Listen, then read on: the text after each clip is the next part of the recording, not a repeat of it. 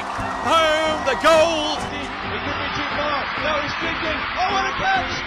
Puts a spicy forehand out in front of Naomi Morcilla. Wu for the win. Team Canada. Darren Wu! Santos with the layout grab. Oh, that fantastic grab. The claws of Chaffer. Canada just became the world champions. Canada and the rest of the world, you're listening to the Huckney podcast. I'm one of your hosts, Theo, living in Kingston, Ontario. Going to be flying solo for the next little bit as Danny dealing with some family health stuff. So you'll just be hearing my voice. Maybe we'll have some guest co-hosts. And with that being said, wishing Danny and her family all the best at this time. So in terms of catch up, I guess I'll catch up with myself and the Huckney audience. So got a chance to get into the sport of fencing over the past weekend at the OUA Fencing Championships. Not a sport that I know as well as Frisbee, of course. And there's a lot of transferable skills, all I'm saying. People bring the energy. They're shouting. They're getting loud. And that's actually one of the cool things I like about fencing is that when you score a hit, as it's called in a bout, which is like the individual, one-on-one, people like turn and they just like scream. There's like shrieking. It gets pretty intense. I mean, they are fighting with swords. So I think there are some transferable skills of the lunging and kind of the reflexes. You gotta have some good reflexes to be able to pull it off, is all I'm saying for that. So that was a fun time. Now I'm settled back in to where I live now in Kingston, but I was in St. Catharines for the weekend. And there were things that happened during the weekend. So we're gonna hit the news section and talk about what happened. We now have breaking news. Took a peek there on social media at what was happening with Montreal, AUDL. They had tryouts over the weekend. We had mentioned their rookie camp, which was kind of cool, where it was all people who hadn't played, but this one was people invited from that and then the actual tryout. So we've seen the Rush announce a bunch of the roster, not all of it yet, but haven't heard any murmurings of a Royale roster, at least publicly. So I wonder if they're going to announce individually like other AUDL teams or if they're just going to go full roster. So something to keep an eye on. Another thing that's been happening is teams are announcing on their social medias that they're going to PUUC. So if you follow some of these teams, you'll see it. I know Danger Noodle announced it. Venus out of Montreal and Pandemonium, a new mixed masters team. I believe they're from the Elder group that qualified last year from Ottawa. So some cool stuff happening there. Congrats to those teams. I know some teams are jealous that they're not going and want to go. So maybe you can try out, if you're on one of those teams, you can try out for a team that has qualified. Out in the West Coast, Dogwood Bowl. It's a pretty fun game. One of the biggest, I think, viral ultimate videos came from this game. Not this one specifically, because it hasn't happened yet. But many years ago now, Nathan Kalakovich had a sweet video. It got picked up by Unilad, I think, or some other big page on Facebook, and it blew up and went pretty viral, pretty cinematic as per usual with his work, and it was pretty cool. So there's a game at 11 women's, and then 12:30 is alumni, and then 2 is men's all times Pacific. And doubt it'll be live streamed, but I'm sure there'll be highlights from it, and you'll hear stories. So which team will get the upper hand, we'll find out. With teams getting ready to go to other major tournaments like Stanford Invite coming up, at least for UBC. It'll be interesting what kind of test they get from their Victoria counterparts there. It'll be a good game, and we'll talk about the results next week. Some cool things happening over in Alberta, though. They're creating an open provincial program, so it's not going to just be like Edmonton and Calgary being separate. There's actually going to be together. I believe there's going to be 3 teams from what I read, but the A and B team is going to nationals. They have some other tournaments and training camps lined up, and all that information is found. You can go on the Whiskey Jacks Instagram, and it leads you to the Google form. And if you're in the area, you can sign up. I think it's really cool for their growth and development to have a provincial program, because I think there's definitely going to be some ballers out there not in Edmonton or Calgary, so they'll just be part of it together. The logistics of where they're going to practice and how, that might be a little bit tricky, but I think it's cool to show unity to have that universal program. So that's exciting. And more exciting news this time out on the East Coast. Farmer Brown's Greenhouse, just a group of friends out there. I believe it's Halifax. A lot of player names I recognize, including Molly Wedge. So I'm not sure if she's back living in Canada, but going to be playing this tournament. They're going to be playing Windmill. So Windmill, a big European tournament, and a lot of top teams from that continent go. So the fact that this team from Canada got accepted and is going is really exciting. Kelsey Hayden, who you might see in the next couple episodes, helped part of that, form that group and or helped make that happen. So really exciting for them. And also Phoenix, one of my favorite team names, also going to Windmill and were accepted. So really cool that there are these Canadian teams going out to this like legendary European tournament. It's going to be a lot of fun. I'm jealous. Hopefully you teams have a good time.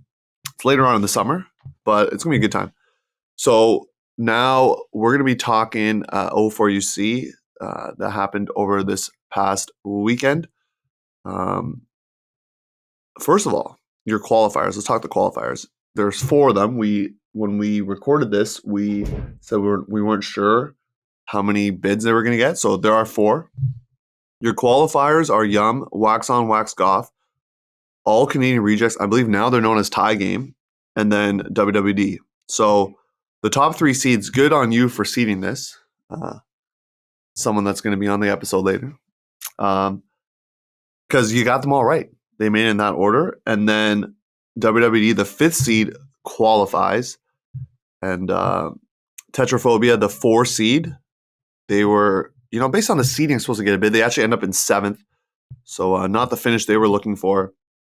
Melt, Hamilton's finest, they maintained their 6th seed. So breaking it down further, the only upset in pool play was WWD over Tetraphobia 24-14. So in terms of seeding.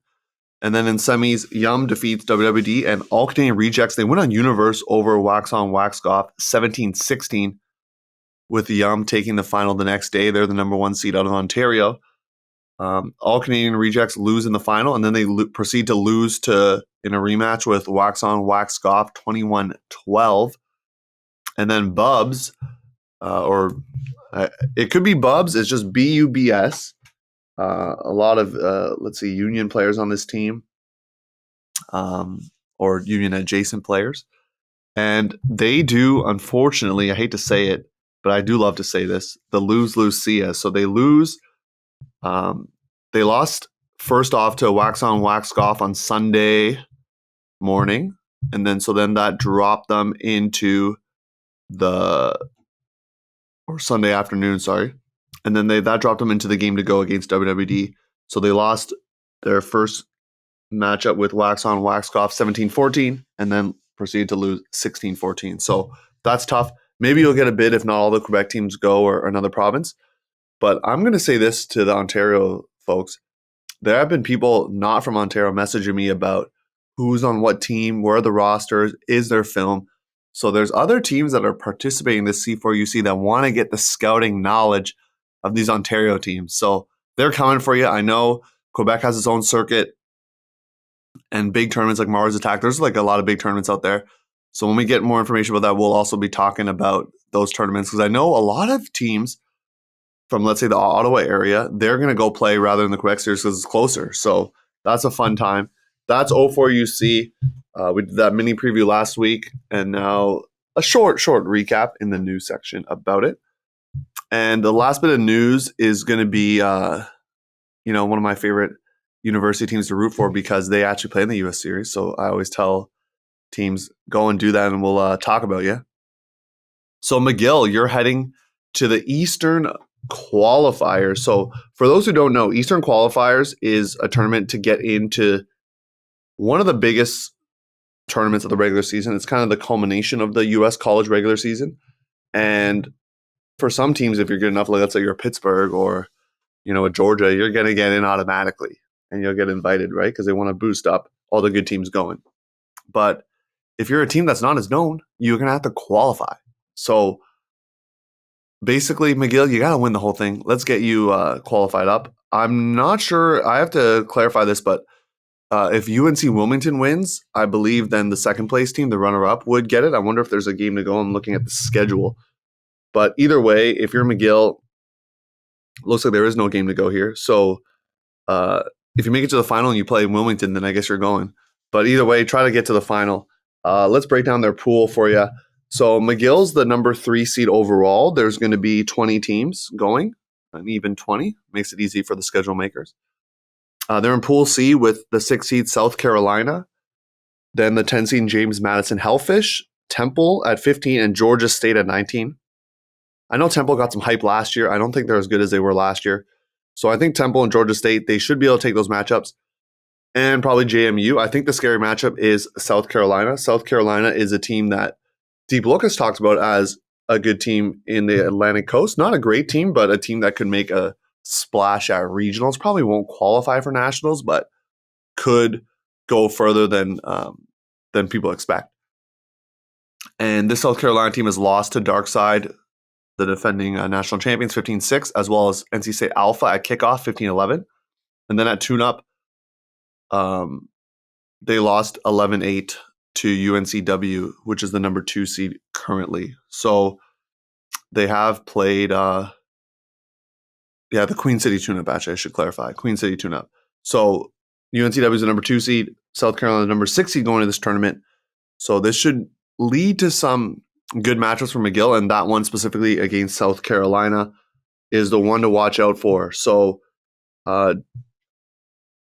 surprise here for the audience is that one of McGill's games will be streamed. I believe it actually is the South Carolina game. So it's either going to be streamed or at least it's definitely going to be on tape delay. So keep an eye out for that. It looks like it's going to be tape delayed, but you can watch the McGill South Carolina game. So that's a gift. Go enjoy watching that game if you have a subscription. And this is where I think they might have trouble, is they're going to have a quarterfinal matchup potentially with either Duke or Maryland if they come first in their pool. And if they come second, they'd probably play UNC Wilmington. But if they play Duke or Maryland, I think those are two pretty good Atlantic Coast teams. I know Duke got some hype last year, got some hype this year as well. So it's gonna be tough, but I think McGill, I believe in you. I think you can do it. You did it at Centex when no one believed in you, and we had you on the podcast. So maybe I should say I don't believe in you again, so you do better. But we're gonna have belief here that McGill's gonna qualify. If they qualify for Easterns, that's a big deal. That's, like I said, that's a very big tournament. One of the most prestigious college tournaments of the year, right before kind of conferences, regionals, and the nationals. So it's kind of the last test for teams. So I think it'd be a really cool tournament for them to go to. And once again, it allows me to do the PSA of, if you're a college team and going to a tournament that we don't know about, let us know so that we can talk about your squad, okay? Anyways, the news is over. We're going to head to the main event, or I'm going to head to the main event with Andrew Batchelor, competition director for Ultimate Canada. Going to have a really cool conversation with him. Going to answer your community-based questions that you sent over. So make sure you stay tuned for that after the break. Hey, this is Shanique Crawford, founder and CEO of Discover Diversity, and you're listening to the Huck and A podcast, your coast-to-coast guide for all things Canadian Ultimate. Thank you for joining us. It's main event time. I'm here with our resident fact checker. If you ever hear Danny or I reference someone who's fact checking us, or we'll get fact checked later, this is the person. So now it's a face here that's on the podcast that you can see if you're watching the video, or you can hear his voice. So Andrew Batchelor, competition director for Ultimate Canada. Very glad that you're on. I know we've wanted you on for a bit, so glad you're here on the show. So thanks for having me.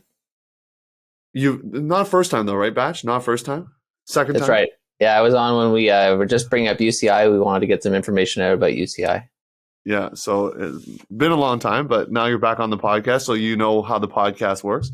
And we may have asked this question before. We're talking about this off air, but we're going to ask it anyways because it was a long time ago. So talk about what you do with Ultimate Canada and your the scope of your role, because as we're going to find out in some of the community source questions, some of the things that were asked to you isn't actually what you do. So tell us what you actually do with Ultimate Canada. Sure, I'd love to. So I'm Andrew Batchelor, competition director for Ultimate Canada. And what that means is I answer competition-related questions. I support the competition committee and work with the competition committee on projects year-round. But I want to make it clear that I'm not a voting member of the competition committee. And then at events, I supervise roster checks. I do the rankings and make the schedules. I collect and verify and post the scores and the stats. I resolve and mediate in-competition disputes. Sometimes I have to collect and award the spirit prizes and the medals and trophies. I also work with the head observers to coordinate assignments and learn about all the offenses and cards that were given out. I take care of all the university, senior, and master's events until another competition director gets assigned to an event, because there's generally too many events in a year for me to do everything. So I try to delegate at least one event per year to somebody else. But I cover until we actually find somebody that's been assigned to that. And with a full-time job and a family, I gotta scale back a little bit. And so I've shared this job with other excellent competition directors from Blue, TL, Kaylin, Jen, and Andrew Portwine most recently. Yeah, and Portwine was actually on the podcast before CUC talking about seedings and some questions. So that kind of made your life a little bit easier because you didn't have to be competition director for everything. So, and some people don't know this as well. It's a volunteer gig, correct? That's correct. I'm not a full-time employee of Ultimate Canada. I get a small honorarium, but it's barely minimum wage if you consider that. I mean, I've seen some of these documents, like schedules. We've talked about this before. It's like a beautiful mind going on. So it takes hours to work these schedules. I know you have experience now, so it's easier, but it does take a lot of hours. And I'm sure the hours that you're putting in is not what you're receiving in monetary compensation. So anywho, make sure you thank Batch anytime you see him because working hard out there. But let's talk about we talked about the role, but now talk about how you got into it. Maybe through your day job. I don't know. You do some stuff with stats or something like that, I believe. But tell us how you got into the role. Yeah, my day job is a statistician / statistical programmer, but it's not really anything to do with Ultimate Frisbee or anything like that. So the way I got started was I was actually just a player like everyone else, and my team was going to tournaments, and my team was actually organizing some tournaments, and so I just volunteered to make the schedule, and I loved it. And then I just sort of hung on to that tournament, being the schedule maker, even though I wasn't with the team anymore. Then I moved to a new city, and I started making the schedules in that city for the for that organization. So I was making schedules for Ottawa tournaments and Montreal tournaments. And finally, Montreal was awarded the University National Championships in 2009.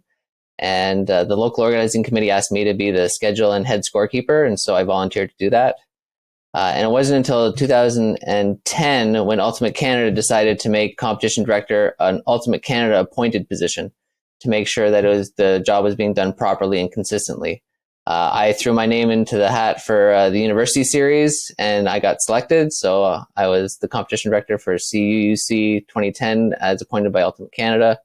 And I've been doing it. I've done 30 events over the last 13 years. And so that's how it happened. Yeah, a lot of events, and sometimes this is what happens. Someone has an interest, and then it spirals from there. So as I mentioned at the top, some people are going to ask, or there will be questions coming up that aren't really in your scope. So lots of misconceptions, and I want to give you a chance to kind of share some misconceptions people have about your role, either stuff that's been said to you or you heard it through the grapevine. But what are some misconceptions about your role there and what you do specifically? Sure. Yeah. I think there's like 3 major misconceptions. The first is that I advise the competition committee and execute their decisions. I don't make most of the decisions that come out of Ultimate Canada. They're from the competition committee that go up to the board, and then the board approves them, and then they get propagated. So it's not me deciding all these things unilaterally. I only make decisions if there isn't time to consult the competition committee, like the day before a tournament or something happening at the tournament, for instance. and in cases where the competition committee has clearly given me the authority to make decisions, such as straightforward university consortium applications. So when the application comes in and it's very obvious that it's a yes, this should be approved, or no, this shouldn't be approved, I just go ahead and essentially rubber stamp those. But if it's a complicated situation, then I throw it back to the competition committee.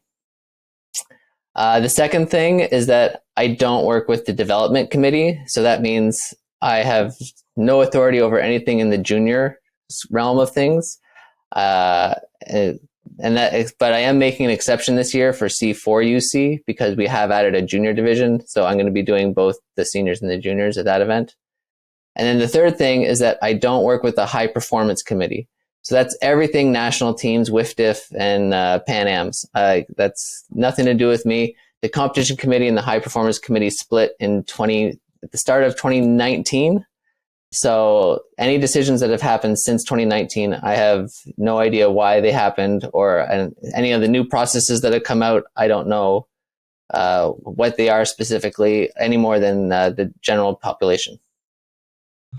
And it's good that you said, especially the last point, because with national governing bodies, there are a lot of different committees and boards that make up these organizations. And we often, at least until I got into sport and learned about it in school, you don't actually know that. So in terms of the competition high performance committees, are those two separate? You said they're two separate, but can you be on both, or is usually just one or the other? Like not you, but a person, like an individual. Yeah, there's no rule that says you can't be on both. So if you wanted to apply to be on both the high performance committee and the competition committee, you could. Yeah.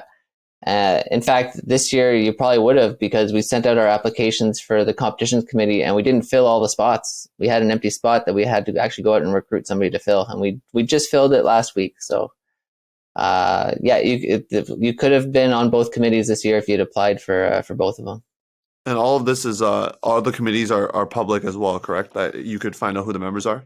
Yeah, those are listed on our website. I don't know if they're completely up to date, but they're definitely available on our website. Yeah, you're not hiding that fact, of course. And I always say this to people in person, but I'll say it here on the podcast: if you want to see changes, you got to kind of be in the mix of things. So you don't like how the seating process works, or you want to change something in University Series, which we'll get to in one of the community source questions.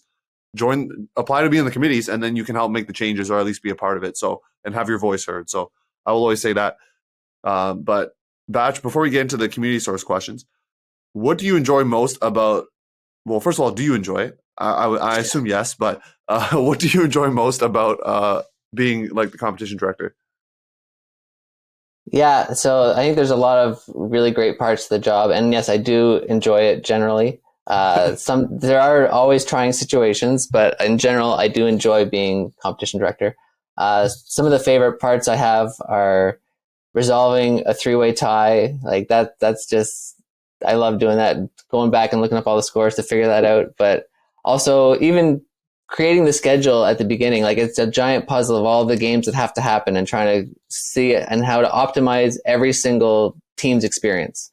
So I look at every single team and make sure that they're not changing fields too often, or if they are changing fields, it's for a good reason, and making sure the buy patterns are fair and equal as much as possible, which isn't always possible, but as much as possible. Then that puzzle is always interesting to me. Do you? I mean, you have templated schedules from before, of course, but let's say the tournament, let's say university tournament, let's say Div 2 specifically. They're going to have different teams every year, like the amount of teams. So you got to play around with the templates and kind of, that's the puzzle challenge. Like, at a CUC, when you have the 16 teams, that's easier, let's say, quote unquote, than when you get the ever expanding amount of teams in Div 2, for example. Yeah, so a CUC schedule might look really easy to do with because this schedule is pretty standard. But what changes every year is the number of fields that we have. In Brampton, we have lots of fields, so we can have this excellent schedule for lots of teams. When we go to a smaller site, like next year we're going to be in Surrey, the puzzle is going to be difficult. There's going to be teams that are going to have buy patterns that they don't love. There might be lots of field changing because we have to cram everything into a much smaller number of fields. Okay, so this is where everyone says, let's just keep it in Brampton, but people do want to visit other cities. So That's also part of it. So we're going to jump into the community source questions. Thank you again for those who submitted questions through our Instagram.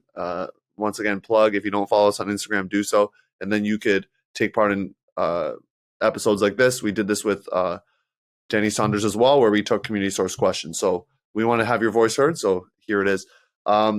Question about the format of CUC. Just will it continue the way it is? So I believe the question was based off of like how teams are seeded, power pools. I'm going to add my own caveat. Is there going to be any Swiss draw happening or anything like that? But I'll let you answer that one. Yeah, so the competition committee meets every January, February, late January, early February, to discuss big picture problems. Okay? And that includes changing the format of CUC. So we had our meeting at the end of January this year. And at that meeting, we discussed a few different options to change CUC to make it better, more interesting, all those sorts of ideas. And what I can say is that don't expect any major changes this year. Okay, so some of the things that we like to look at in more depth is a tiered CUC, having a tier 1 and a tier 2 sort of system, even a system where, much like universities, people might show up on Thursday to win their way into tier 1. Those are things, but I'm not saying they're going to happen. They're not going to happen this year. What's going to happen this year is the competition committee is going to take those ideas, take them into a subgroup. They're going to look at the pros and cons. We're going to figure out what questions we want to put on our CUC survey this year to see what kind of feedback, what the community thinks of these ideas. We're not going to make a big change like that without consulting the community. So that's the kind of thing that we can look at, but no big changes this year to the format of CUCs. No Swiss draw is what you're saying either. That's never going to happen. There's no Swiss draw this year. I'm not going to say never, but I'm not in favor of doing it myself at a national championship event. At a small weekend event where you just want lots of games, for sure, lots of fun to have it that way. I will say one change that is being seriously looked at for this year, however, is if you remember in Brampton, there was a weather delay and even a weather cancellation of Sunday where we crammed games into Saturday night. So it was found that was actually a pretty popular thing by the fans and the players. And so we are thinking about moving one final to Saturday night and just having 2 on the Sunday. So that's something you could see as soon as this year. Yeah, I'll say from the booth perspective, I really enjoyed commentating under the lights. I thought it was pretty cool. I had the privilege of commentating the open final. And my only gripe, I think I've mentioned this before, was just the mixed final. It was just the way that the schedule worked. The mixed final happening at the same time, which obviously in this situation won't happen that way, barring weather. So I think it's cool. I think Ultimate Under the Lights is cool. And everyone's done their games. They can go, grab some beverages, some food, and kind of sit around the showcase field and enjoy Frisbee at night. I think that's cool. And that's seriously considered, right? Is that what you're saying? I think we're really going to try to make it happen. I'm not sure. I think we'll do a random draw to figure out which team gets the Saturday night game to make it even, and then do it on a rotation going forward if that's something that stays popular. And then there are some other minor changes that'll happen that you'll read about when we release the information in March or something like that. Would the final be at a, some finals are at a stadium. Would it be like at a stadium, or would it be kind of at the field complex? I don't know the Surrey Field Complex, so I don't know. Yeah, so I've been to the Surrey Field Complex, and there's a stadium on site. So it would be right there. I don't know what their plans are for this year in terms of Sunday. But last time we were there, we had the finals at the same site as all of our games at the stadium that was on site. Oh, that's perfect. And this question I had lower, but I'm going to ask it now, which is, will Ultimate Canada change the pre-tournament rankings for CUC? I think you kind of touched upon it, but this person just wanted to say after Quake got exposed, so I put #fraud alert. So apparently people were not happy with, a certain team being seated high, but you as a stats person can answer this probably. You got to go with the data you have. And you can't go with like predicting something that could happen, right? With seeding. Yeah. So, and I think Portwine even quoted me on the podcast when he talked about this specific seeding, is that seeding is not a prediction of future results. Seeding is a reflection of past results. Okay. So, and to answer your question, there are no plans to change the method of seeding for this coming CUC. And I think that the seeding that was done by Andrew Portwine was a very reasonable conclusion. Like, I think you can have a reasonable disagreement on this thing, on the seeding as well. I don't think it was black and white exactly had to be the way he did it or a way that I had it done. I actually had Phoenix seeded number 1 overall. So if I had been doing the seeding, I would have had Phoenix 1 and Quake 2. I definitely would have predicted AFC versus General Strike in like both of them in the top 4. There is no way they were not making the top 4. And it's always a sort of a guess. I don't want to say a guessing game but to get the results right, it is a guessing game. But to do the rankings, you just use with the data that you have, and you can't guess at things like that especially when you have data. Would there ever be like USA Ultimate? It's a little different because they got more connectivity with their teams. Would there ever be like an algorithm? I think someone's asked me that before, but I'll ask it now for them. Would there ever be like an algorithm per se, or you think that might be too complex without the interconnectivity between teams? Yeah, so an algorithm only works if you have very good connectivity. I know Blue uses an algorithm for his Ontario 4-on-4 series, and it works well until a new team shows up. And then there's nowhere, you have to sort of guess where to, the algorithm forces them to start at a spot, but you have to seed them based on a guess. And with Ultimate, in Canada, Newfoundland has a hard time traveling to any events. The BC is very isolated from most other teams, and even Alberta, Saskatchewan, and Manitoba, they're not close to each other even. The distances are enormous. You could probably develop a pretty good algorithm to rank the Ontario Open teams. Maybe the Ontario Quebec mixed teams could all do pretty well, but everything else is too spread out. The algorithm is not going to work very well. And I just wanted to back up one more thing about, you said that Quake was exposed. They finished 4th. I didn't say that they were exposed, for the record. It was a listener who said Quake was hashtag exposed, but finishing 4th is not ridiculous for a 1 seed. I think what is impressive though is Hound and Danger Noodle both coming off of very low seed lines and finishing as high as they did, both getting bronze medals. But that low seed line is completely reflective of the result at Ontario Regionals. They were both the last teams in of their regionals. They could not be seeded much higher. They could maybe be seeded a tiny bit higher, but they were never going to be seeded in the top 8 based on that poor result at Ontario Regionals. And I did say that in the predictions. I said Hound is not your traditional. I believe they're 15, so they're not your traditional 15 seed. So you got to watch out. So sticking with CUC, this one, I'm going to let you try to answer this because once again we're going to talk about the scope. But someone wanted to know first off the cost breakdown. So people go to CUC, they pay certain amounts. Where does that go? I don't know if that's a competition thing, but I'll let you answer.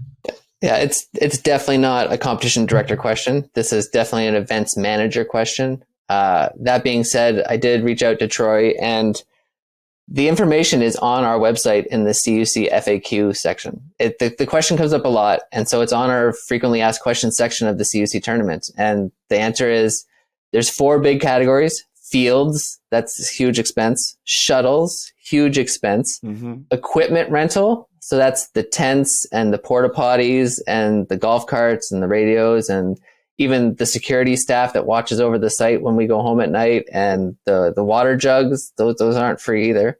And then the 4th thing is the staff and the volunteers. So our volunteers, a lot of our volunteers, especially our key volunteers, get accommodations and travel and food. And and all of our volunteers get food while they're at the site. So those are the 4 big categories of expense: fields, shuttles, equipment rental, and volunteers. And I may have gone on this rant before. I'm not going to use this as a soapbox here, Batch, but tournaments are not that expensive. That's all I'm going to say. I'm going to leave it at that. If you play disc golf and you went to a tournament, you could see how much they charge. I don't think ultimate tournaments are that expensive. And I think sometimes we want the best event ever and paid like very little. And I don't think that's the best. So you want to compensate your tournament directors and those people appropriately so that they keep doing it and don't get burned out and feel like they're being valued. That's all I'm going to say. I'm going to leave it at that. So this is a competition question. When are bids going to come out for the upcoming CUC? That's definitely a competition question. Yeah, and I can answer that. That's if you mean the initial bid allocation, the one that doesn't do the reallocation for unused bids, then those come out in late April, early May. That's pretty much the same time every year. We need the CUC's tournament manual to be approved by the board before we can officially release them. So our staff is currently working on making the updates to the CUC manual based on our competition committee meeting. That'll go to the board probably in early March, be approved late March, that kind of time frame, and then we can post the bids. That being said, you can use last year's manual to do it right now yourself. Like there's not going to be changes to the bid allocation section, so all the information is public. In fact, I went and did it myself when I knew this question was coming. I went and did it last night, and it's gonna be without a doubt. It's like I'm not the competition director for the event, but I can tell you that based on the rules as they're written currently in the manual, in open, the 8 auto bids, 1 to each region, and then Manitoba, Ontario, Quebec. So that's General Strike, Boat, Phoenix, and Manic earning those bids. And then women's 8 auto bids, 1 for each region, and then Remix, Incognito, Venus, and another Quebec team. I forget which one. Those are the strength bids for Quebec for women's. And then in mixed, 11 auto bids, and the 5 strength bids are Manitoba, Ontario, Quebec, New Brunswick. Because Spawn finished high enough to get a bid. Spawn, that was a good game I called too. That was a good game. Thank you for explaining that. This one, I'm going to say is not a competition question, but we're going to ask it anyways because we want everyone's question to get in on the episode here. So why does Ultimate Canada limit the number of bids awarded to teams? I think this person referring specifically to PAUC, but I think it's happened, at other world clubs as well. When WIFDF offers bids to Canada, like more than, let's say, what Ultimate Canada says that they can send. Another person said, and this is not me, can we please send Boat to PAUC? So there was 2 people with the same mindset with this question. So I'll let you respond. Yeah, so world's things, national teams, not my domain. That's the high performance committee that makes those decisions. I haven't sat with the high performance committee since 2018 even. So I don't know why they have the current limits that they do. So I know that's a lackluster answer that some people were hoping for, but like we talked about, that's the scope of what Batch does. So perhaps we'll have someone from it'd be cool to have someone from the high performance committee explaining some of the CUC rules this year and those things as well. So keep tuned for that. Everyone's favorite topic. I knew this was going to come up, is all I'm saying. I knew this was going to come up. Explain the UFT disqualification, please. Very nicely worded question. Just saying, please, can you just tell us? So, Batch, any other information you can give or no? Yeah, I can talk a little bit about this. I sort of wrote out a timeline of how it happened. So in early September, a player asked me about their eligibility for the 2023 series. And when I looked into it, I discovered that they were not eligible to play in eligibility for the 2022 series. Okay? And I discovered that they weren't allowed to play in 2021, but they had played in 2021. So the player themselves, when I showed them the years that they had played, disputed the fact they had played in 2014, said that they didn't recall having played at that event. And so I did a little digging and I found some evidence that they had played at that event. I took this evidence to the competition committee in mid to late September. The competition committee decided there wasn't enough evidence and we should get some feedback from the team itself. So after that meeting was over, I started a dialogue with the team itself and presented the evidence to them. They talked with the player and agreed that the player had violated the rules in 2021.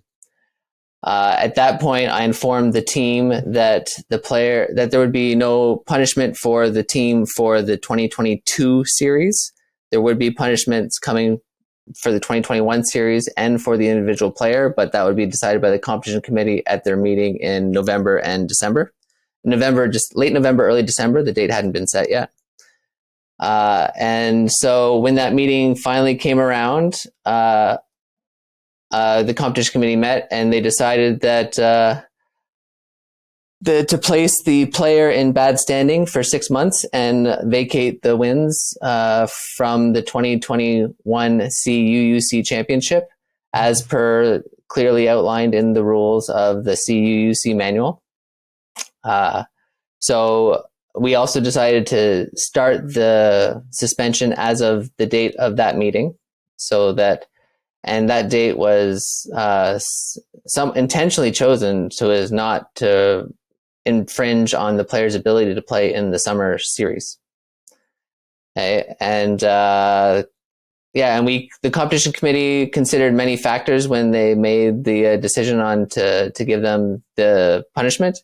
The maximum punishment for this offense is 14 months suspension from Ultimate Canada, but that is for intentional breaking of the rules, and the competition committee deemed that this had been an unintentional breaking of the rule. But even though this was a minor violation, it resulted in the maximum results. They won a gold medal. So there had to be a consequence that was going to be commensurate to that result.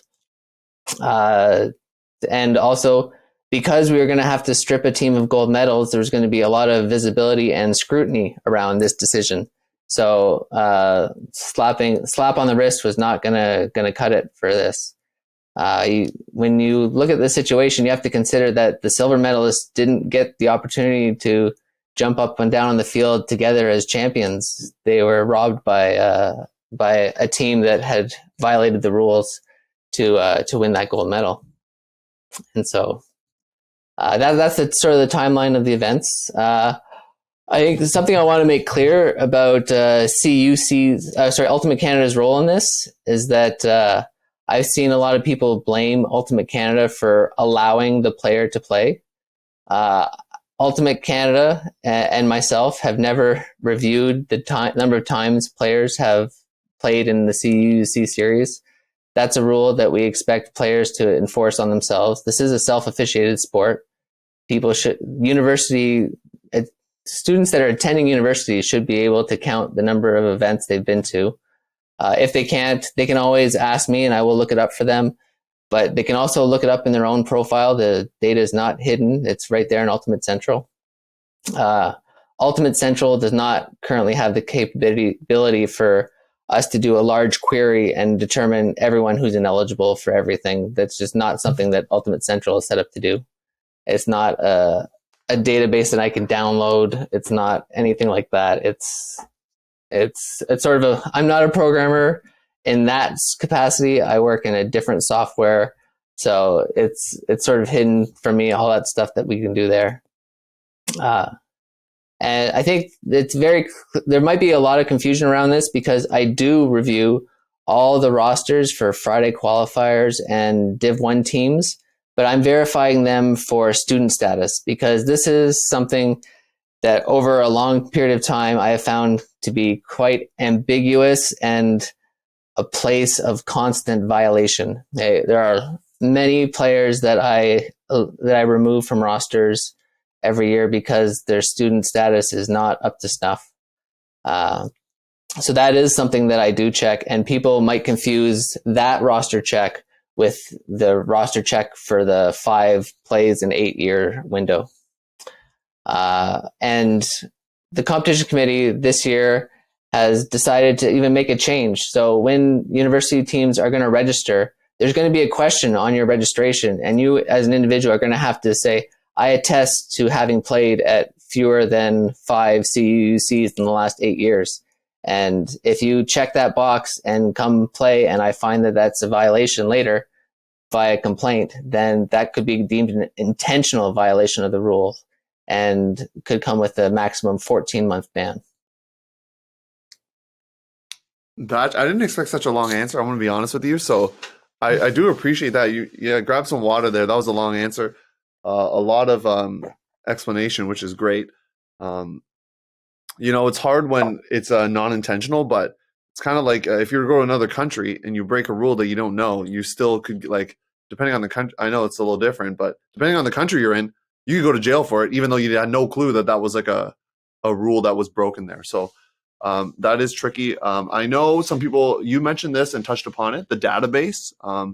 Is that something maybe to be considered in the future, like a Google sheet, like kind of, I guess that would just take a lot of manpower or person power, which, sometimes with the volunteers, we just don't have that, right? Is that part of the struggle with trying to like create a database like that?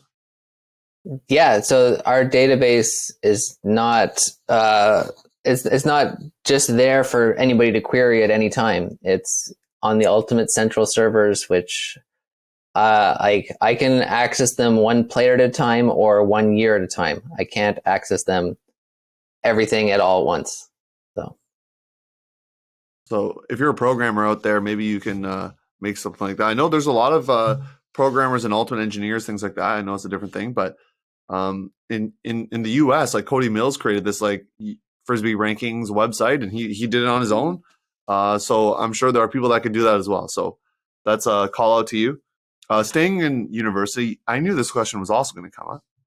And I'm a big proponent of this batch. We've had many lengthy conversations offline about this. What's it going to take? What's it going to take, this person asked, to expand Division 1? What's it going to take? Yeah. Okay. So the boring bureaucratic answer is it's going to take the competition committee to support it and then the board to support it. That's what's going to happen. So that's the bureaucratic answer. But the real answer is that you have to understand that there's a requirement to host CUUC is that you have 2 turf fields, which gives us 4 ultimate Frisbee fields. And we have that in case the weather turns bad. We've had too many CUUCs where the weather has gone poorly and we've had to just cancel games. So in order to fit all of the Div 1 competition on the turf fields, we have to limit the size of that event and number of games. So if we want to have more teams, we can do that either by adding more time, or we can do it by reducing the number of games. Okay? So first, if you want to add more time, it's going to be games on Friday, or it's going to be games on Saturday night under the lights, or it's going to be games on Sunday at like 4 in the afternoon when everybody is itching to go home. Especially, imagine Laval driving to Brampton. That's a 8.5 hour bus drive. Right now, leaving at 3, they get home before midnight. That's pretty reasonable. If the games start at 4 and end at almost at 4 at like 5:30, they're not getting home until 2 a.m. the next day, and they got to go to school on Monday. Like it's just not fair to do that to them. So we need a venue that's better than Brampton, has more turf fields. That could make it possible to expand Div 1. Or we need to have staff that want to work into the night or require these teams to fly in play games on Friday, which is like we're taking away the reward for winning their bid to Div 1 by making them play on Friday. I don't like that idea either. And I think reducing the number of games, like, would you fly from BC to play 4 games? I don't think you'd be excited if you flew from BC or even from Manitoba, even if you won the trophy. Like 2 games on Saturday, 2 games on Sunday, you're champions, but was that really worth it all? It's a tough sell to cut the number of games down. So those are the serious logistical hurdles we have with expanding Div 1. And then the next part is that there's not a lot of demand. Like, I know you're going to say there is demand, but the teams that finished ninth, like they finished first and second in Div 2, those teams have already lost 2-3 times to try to get into Div 1. Like, if you really want or thought you'd earned a spot to Div 1, you would have won it already. You like just adding 2 more teams to Div 1 that are just going to finish 6th and 7th, maybe. Like, is that at best? Like, is that really going to make Div 1 better? I'm not sure. Further, on the women's side, there's no demand for it. Like, we on our Friday qualifiers, usually something like 5 teams for 3 spots, and one of those teams doesn't really actually want a spot. They just want 2 extra games on Friday. Like, so there's not a lot of teams that are actually demanding it. And if for gender equity reasons, if we're going to expand open, we have to expand women's, and the women aren't asking for it. It's really just like 1 or 2 teams on the open side that are asking for it. So if you want to expand Div 1, build more turf at our Brampton site, like grow the women's game so there's more demand on that side. Get used to fewer games in a day. Like, those are the sort of things that we need people to do if we want to start expanding Div 1. But honestly, I think it's pretty fine the way it is. Yeah, so sounds like some people got to start digging some turf out there in Brampton. And, one of the big things that I proposed, and, I'm not the one who's making the schedule, is that for the teams who are in Div 1, that they all don't make the bracket, but that creates the logistical concerns, as you mentioned. So I'm still going to advocate for it. I don't know how it's going to happen. I still think it'd be cool from like a media fan perspective, but I understand from the logistics side how difficult it can be. So hopefully that answer satisfies the person who's asking. We're going to stay in university series. We got a lot of, I think we're honestly a bigger hit in the university scene than we are in the club scene. That's just straight up. But why is the university series, for some schools, they're very formalized with the institution, right? So I went to Western for a year at Teachers College, and there were certain vehicles you had to take, certain requirements. Does Ultimate Canada make that like happen, or is it within the individual school itself? Like, that sort of, like, how does that work? Yeah, so that's definitely a school level decision. Ultimate Canada's current rules only require the athletes to be at the institution. There's no current requirement for the team to be formally acknowledged by the institution itself. That is a change that is coming. We are going to require, at first it's going to be baby steps. First step is going to be requiring just a letter from either the athletics department, the club coordinator, or even just the student union saying that you have permission to represent the school at this national championship. So just something simple like that. I think one of the main reasons we've had this problem is the varsity teams, the teams that are formalized with their institution. One of them got into trouble when a group of students from that school put together their own team outside of the varsity system. So this university had 2 teams, and I thought it was just a regular A team, B team, but it was a varsity team and a group of 15, 16 guys who all wanted to just play Frisbee. And the university said, "What is this? You're not allowed to send 2 teams to this event." And the varsity team said, "That's not us. That's not our varsity team." And they could have gotten into real trouble. So we need to move this series into a more formalized space. But at the same time, we don't want to alienate new teams, because a new team can be very, very difficult to get started. And we want to still have a space where that's possible for them. So that's why we haven't made the requirement for teams to be varsity. We know that University of Toronto, it's impossible for them to get varsity status. It's just never going to happen. Their funding is in such a way that it just can't happen. Right? So requiring varsity status is a long way down the road. But requiring some sort of acknowledgement that you're allowed to represent your school is in the short-term future.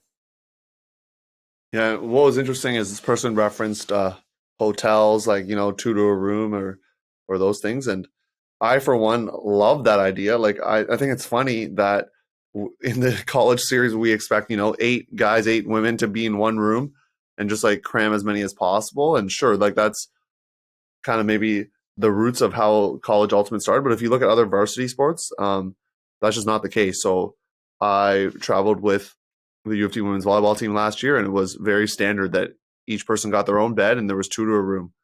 And same thing when I was traveling with the fencing team. It was the same thing this year for my school, 2 to a room, each get their own bed. And like to help with peak performance, I think that's good. Yeah, for sure. Back when I played, that was a long time ago. We used to be sleeping on the floors and couches of one of the kids' parents' houses. Yep. Like all of us are just in the basement on the floor, on the couch, like spread out. I took a team to Kingston once, 12 guys, and I think 10 of us stayed in my buddies' houses. They just had their own apartment essentially, and we just packed the living room couches and floor were filled with people. The floors of the bedrooms were filled with people. There's a tent in the backyard for another person. Like it was But again, it doesn't help with performance, but it helps with cost. And I don't want to make it impossible for teams to play in our series because it's too expensive. But yeah, I know some travel requirements for some schools. Like last year, I believe it was Queens, who had to they couldn't stay because of COVID, so they had to drive tournaments there and back. So I know that's a little bit frustrating, but I think there are a little bit of benefits with being varsity. Batch, I would hope one day that it becomes like a tournament that, the OUA hosts like a fencing tournament, curling. Like I know you're a big curler, so and you got to get there soon. But maybe one day we'll see OUA Frisbee. What do you think? Do you think that will ever happen? I know we talk about it every year at our competition committee meetings, but U Sport does not even have a method to add new sports to their portfolio. Like we ask them, how do we get Ultimate into U Sport? And they say, there is no way to get new sports into U Sport. There's not a pathway. There doesn't exist. Yeah. What could be the pathways potentially provincially? So for example, there are some sports that just have like a provincial, like badminton is in the OUA, like the OUA Badminton Championship. So there could potentially be like an OUA Ultimate Championship, but I doubt there would be like a U Sport. There's only a certain amount of sports there that are like national, even like baseball, for example, is not. So that's good to know. This is another university question. Will there ever be, I know we did the Huck and A Awards, but the people want to know, or this person wants to know, will there ever be like a Callahan of Canada, the Canada Callahan? Is that ever going to happen? Yeah, I get it. I started to work on something just this last fall on score sheets. I asked people to submit like an MVP of the other team, but my time at the event is packed. Like I was so busy chasing down missing score sheets, resolving disputes, like all that stuff that I didn't actually have time to look at the results. After the event was over, I sort of went through them, and it's really hard to make heads or tails out of what the people meant. Sometimes they wrote down a jersey number from the other team. Sometimes they wrote down a nickname. Sometimes they wrote down the full name. Like to sort of mix all that together and actually figure out who was the MVP was not going to be realistically possible without a huge investment of my time, which is why I think it's absolutely awesome that we have this media outlet, Hooking A Podcast, that can provide that kind of spotlight for the best athletes that when I can't get around doing it. I mean, I know McGill has put out a Callahan video for the US series, so maybe if people start putting out together videos, because that's sort of how the Callahan also works. People put out the videos and there's a voting process, so that could happen. Another media question here, and this one is related to kind of filming. So will Div 1 ever have a bye between semis and finals where there isn't, let's say, the open semis happening at the same time as the women's final? Probably not, I'm assuming, based on schedule and field and stuff like that. Yeah, so the Sunday schedule at CUUC has 5 time slots. So if we have quarter semis finals, that's 6 rounds of games that need to happen in 5 time slots. So there has to be some overlap somewhere.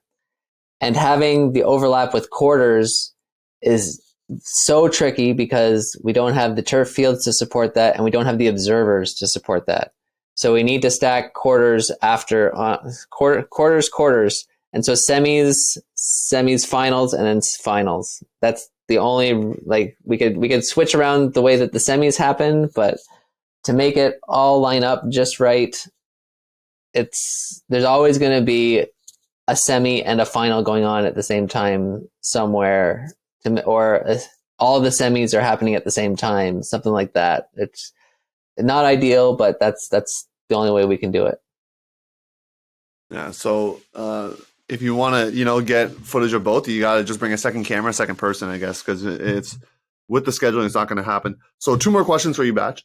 One is, how do you deal with the pull/perception of the USAU Club Series against the Canadian one? The quick answer is not much.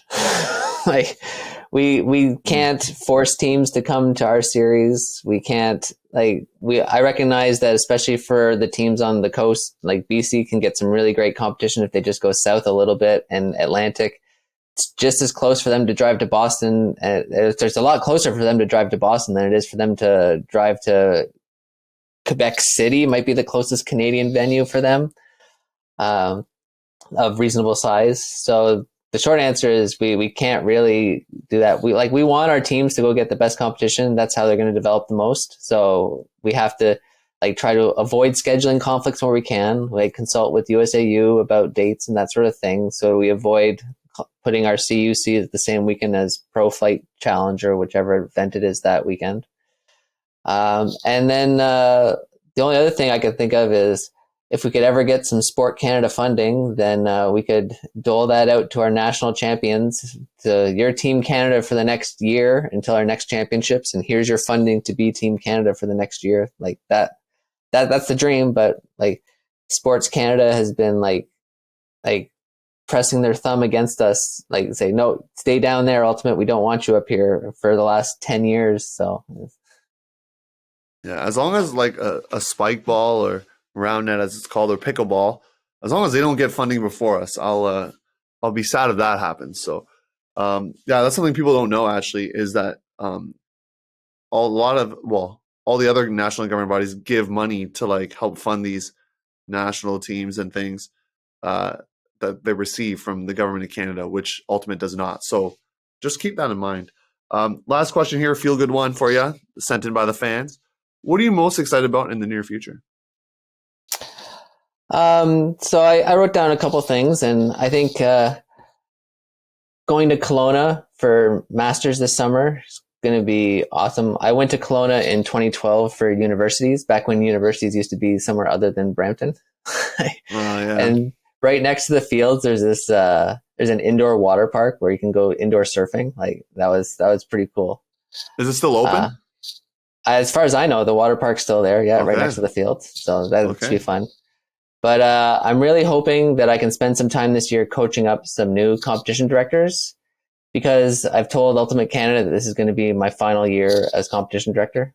Oh, is this a Huckney exclusive though? This is public now, that this is exclusive.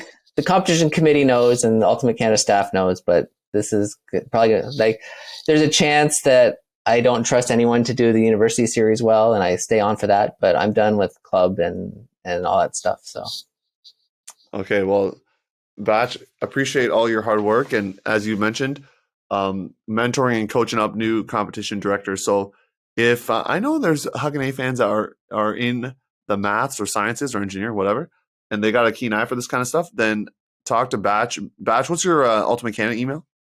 Batch@CanadianUltimate.com. There you go, Batch@CanadianUltimate.com. You can message him if you had questions about that. Thank you for taking time out of your day. I'm gonna let you go hit the hit the ice for curling. Yeah. I guess that's what they say. Hit the ice, hit the rink. And Batch, any other final thoughts before you sign off here?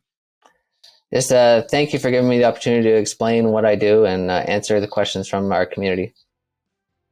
Yeah. So maybe Batch and Danny, they'll come on again. Hopefully we can get someone from the high performance to come on, because I think there's definitely some national team questions and some of those things that people have some queries about. So Batch, thank you again for coming on. We're going to take a quick break and be right back. Well, I'm going to be right back. Batch is going to take off, but we'll see you then.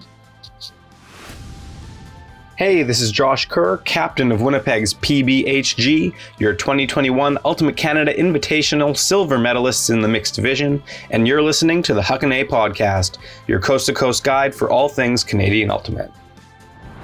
All right, we've hit the end of the episode. Thank you for sticking with it and listening to the interview with Batchelor. I think it was really enlightening for me, just the way that he answered some questions, kind of divulged some misconceptions that we might have about his role, and even the shocking news that, hey, this is going to be his final year. So lots to digest. Thank you again, Batch, for coming on. I know you're a big fan of the podcast and the big fact checker as well. So do appreciate that. Stay along for subscriber only. First of all, you should be a subscriber, but stay on. I'm going to talk about how to prepare for, or how I prepare for commentating in the commentator's corner. So make sure you stick around for that. Otherwise, follow us on socials, Huckin_A on Instagram, and then you can try to find us on Twitter. We're there, but not as active. Send us an email if you have any topics you want us to cover, huckina@ultiworld.com, or you can message, if you have me on personally, you can message me there too, but huckina@ultiworld.com works. Thanks for listening. Next week, I'm going to preview the upcoming Stanford Invite. That's another big prestigious college tournament, and UBC is going. So we're going to figure out on the men's side, the women's tournament's happening a week after. So it's a big college weekend, or big weekend in the college scene. There's Smoky Mountain at that time. D3 is getting underway as well. So lots of action to talk about, but Canadian podcast, we're going to focus on the Canadian team. So UBC is going. So make sure you stick with us for that next week. And then after that, we'll be previewing more college content. So thanks again for tuning in, and I'll see you, or you'll hear from me next week.